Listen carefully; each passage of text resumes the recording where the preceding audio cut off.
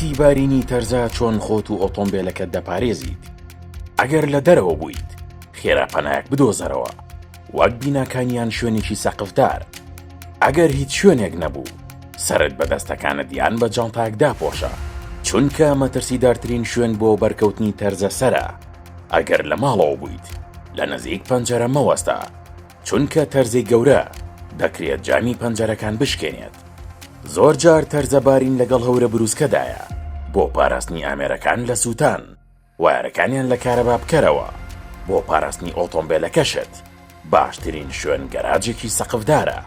ئەگەر گەراجت نەبوو، چەند بەتانێکی ئەستوریان فەرش بدە بەسەر جامەکان و بە گوریسێک تۆندیان بکە بۆ ئەوەی بانەیان بات.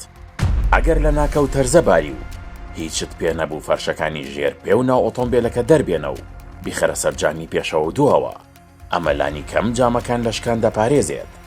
چەند پارچە کارتۆنێکی ئەستوریش زۆر کاریگەرە بۆ کەمکردنەوەی زەبری تەرزە.